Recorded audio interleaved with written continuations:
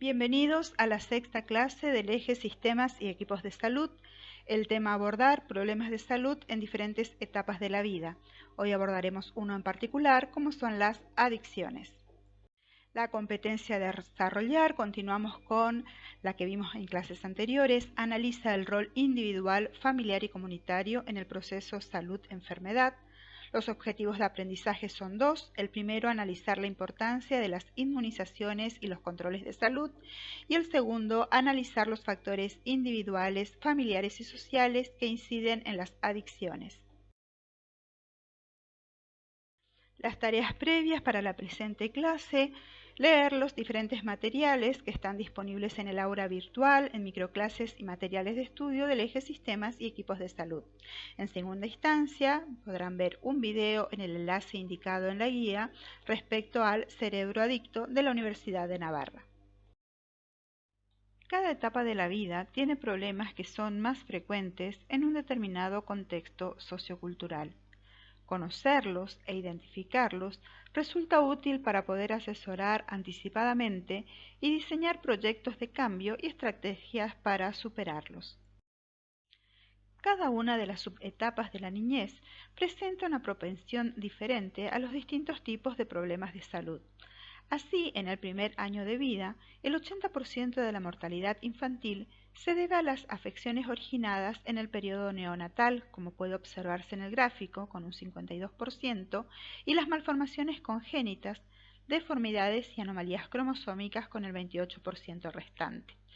En este año, las causas externas representan solo el 2% de todas las causas de muerte en el primer año de vida.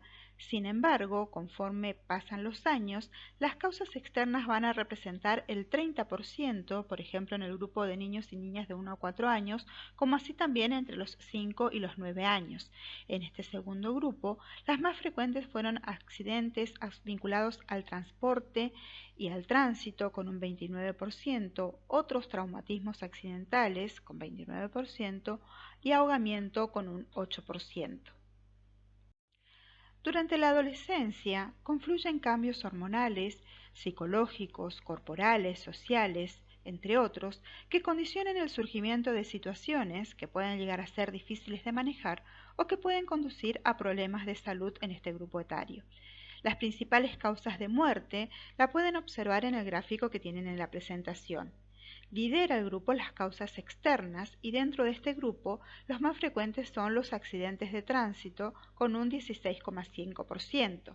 En segundo lugar se encuentran los suicidios, que en el grupo de 10 a 14 años ronda el 11%, pero que aumenta al 29% en el grupo de 15 a 19 años.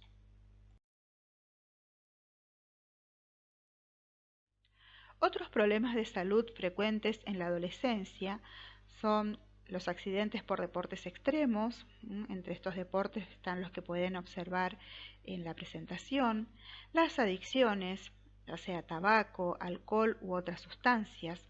Por ejemplo, el consumo nocivo de alcohol entre los adolescentes preocupa cada vez más a muchos países. El problema está no solo en los problemas de salud que pueden provocar durante la adolescencia y en etapas posteriores de la vida, sino también que reduce el autocontrol y con ello aumenta los comportamientos de riesgo, por ejemplo, relaciones sexuales no protegidas o prácticas peligrosas en las rutas que pueden conducir a accidentes de tránsito. Otro problema es el embarazo adolescente. La edad materna temprana está asociada con menor tiempo gestacional, con bajo peso al nacer, con muy bajo peso al nacer, con peor estado nutricional y menor índice de escolarización de los hijos. La consecuencia del embarazo adolescente, si bien afecta probablemente a ambos miembros de la familia, es la mujer quien en general más la sufre. Los riesgos en la salud física de la adolescente embarazada incluyen placenta previa, preeclampsia, óbito, anemia severa, adicciones, depresión, suicidio, entre otros. También encontramos como problemas trastornos en la conducta alimentaria, problemas escolares y bullying, depresión y enfermedades de transmisión sexual. ¿Cuáles son los problemas de salud presentes en la adultez? Por un lado tenemos el adulto joven, entre los 20 y los 35 años, que en general no presenta problemas de salud, por lo cual no frecuenta los servicios de salud con regularidad. En tanto, los adultos mayores de 35 empiezan a notar las consecuencias de los estilos de vida inadecuados adquiridos durante las primeras etapas. Así, las enfermedades crónicas no transmisibles ocupan el primer lugar entre las causas de morbilidad y mortalidad en esta etapa. En el caso de la Argentina, representan más del 60% del total de muertes, siendo la más frecuente entre ellas la enfermedad cardiovascular. Este problema de las enfermedades crónicas no transmisibles no solo se da en nuestro país, tanto es así que se formó un grupo de trabajo interamericano sobre estas patologías. Este grupo es una alianza estratégica de organizaciones interamericanas e instituciones y organismos internacionales asociados, encabezados por la Organización Panamericana de la Salud, que se reunió para proporcionar una respuesta y cooperación integral en materia de enfermedades crónicas no transmisibles y sus factores de riesgo, y propusieron 9 metas voluntarias para reducir la mortalidad prematura. Estas metas y los porcentajes a los cuales se quiere llegar en cada caso son los que están presentes en la gráfica.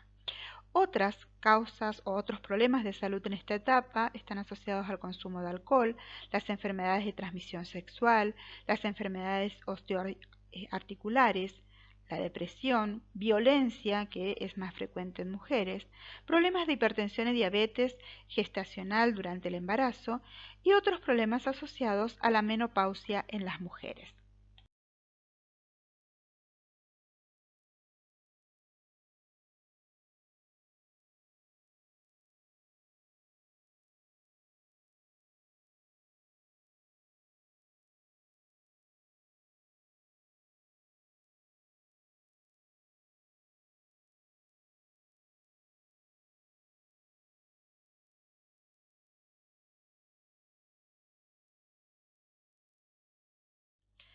¿Cuáles son los problemas de salud frecuentes en el adulto mayor? En este periodo podemos encontrar una larga lista de problemas de salud asociados al periodo, pero recordemos que no podemos considerar a la vejez como un problema de salud en sí misma. Como vimos en la clase pasada, se trata más bien de un proceso natural, pero que va a requerir de cuidados diferentes a los que podíamos tener en el adulto más joven. La responsabilidad en el deterioro de estructuras y funciones corporales de los ancianos sigue lo que se llama regla de los tercios. Esto es, se entiende que un tercio de las causas del deterioro corresponde a malos hábitos de vida, otro tercio a enfermedades y el tercio restante a deterioro normal por la edad, ligado a la genética de la especie. ¿Cuáles son los problemas de salud frecuentes en esta etapa? Las enfermedades cardiovasculares, diabetes mellitus, cáncer, EPOC, enfermedades musculoesqueléticas, enfermedades mentales, donde tenemos prevalentemente demencia y depresión, disminución de agudeza visual y auditiva, entre otros. Es normal que a medida que se envejezca aumente la probabilidad de experimentar varias afecciones al mismo tiempo. En la edad avanzada aparecen cuadros clínicos complejos que en general se presentan solo en esta etapa, que no entran en la categoría de una enfermedad específica. A estos cuadros se los conoce comúnmente como síndromes geriátricos. Por lo general, son consecuencia de múltiples factores subyacentes, entre los que podemos considerar, por ejemplo, entre otros, la fragilidad, la incontinencia urinaria, las caídas, los estados delirantes y úlceras por presión, entre otras. Vamos a trabajar en particular un problema de salud como son las adicciones. La adicción es una enfermedad crónica del cerebro con recaídas, caracterizada por la búsqueda y el uso compulsivo de drogas a pesar de las consecuencias nocivas que la misma tiene. Todas las drogas de abuso, de manera directa o indirecta, lo que hacen es atacar el sistema de gratificación del cerebro, inundando el circuito con un neurotransmisor, la dopamina.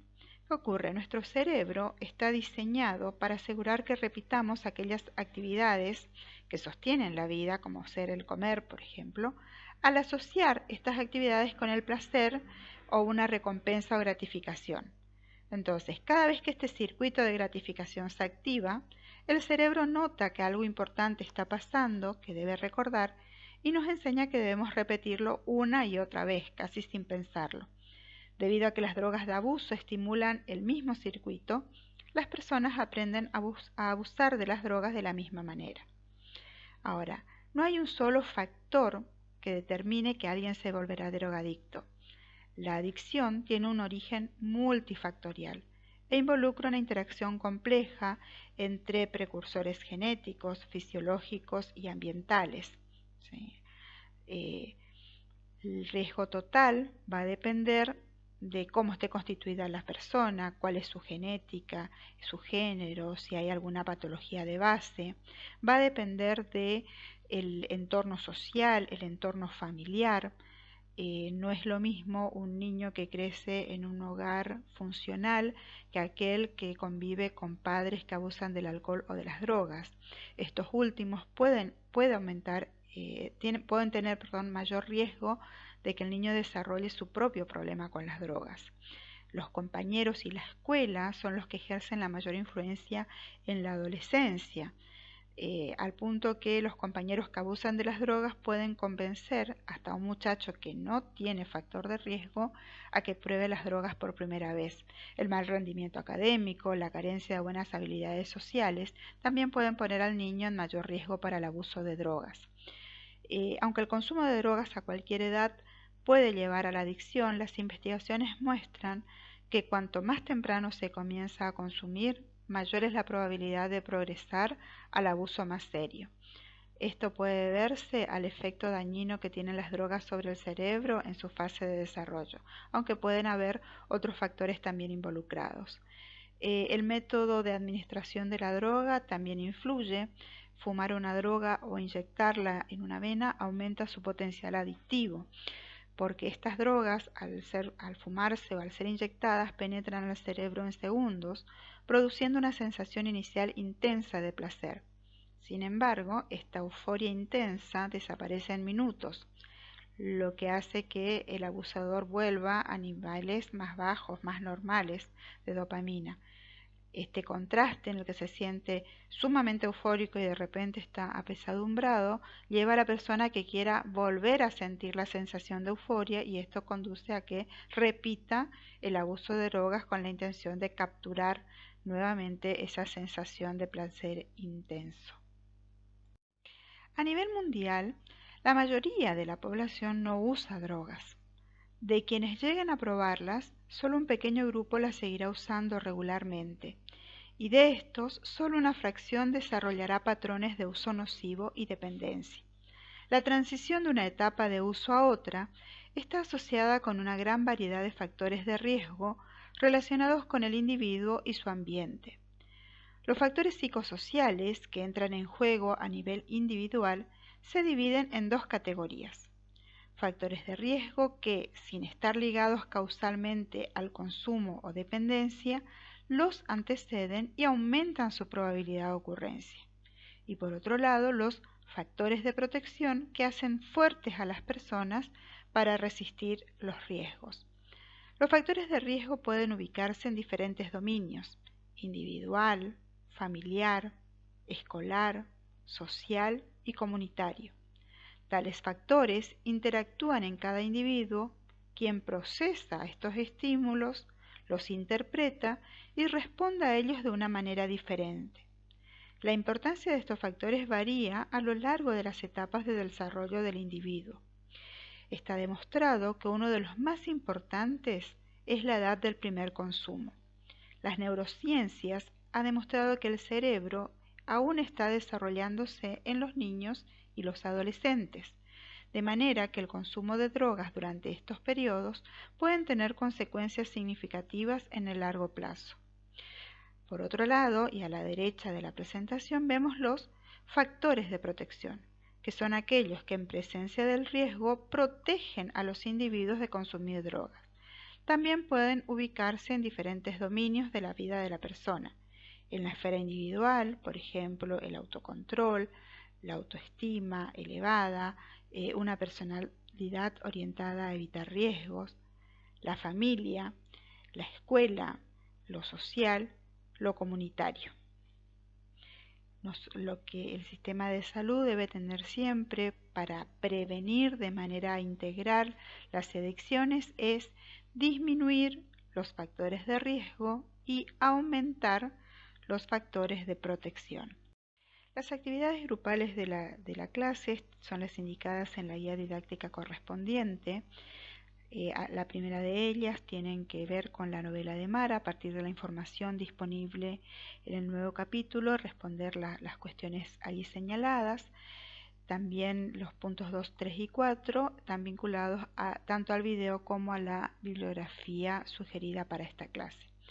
Respondidas todas estas cuestiones, lo que tienen que hacer y presentar es un informe, ¿sí? Es decir, tendrán todos los ítems que como formato de informe son requeridos y en la parte central, en el desarrollo del informe, poner todas estas cuestiones, estas 4 cuestiones desarrolladas en las actividades grupales.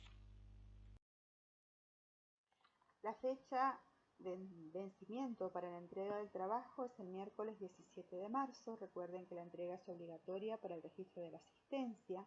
Deben presentar en formato de informe, conforme las pautas consignadas en la guía, tanto en presentación como en contenido. Finalizado el trabajo, lo van a transformar a PDF y lo identifican con el eje y el número de comisión y grupo. Un solo integrante del grupo es el encargado de subirlo al aula en el lugar habilitado para tal fin en el eje Sistemas y Equipos de Salud. Tienen tiempo para entregar el trabajo hasta el día martes 23 de marzo a las 20 horas. Por favor, presten atención porque en esta última entrega, en esta última clase, el día es martes 23 de marzo, 20 horas. La entrega es obligatoria para el registro de la asistencia.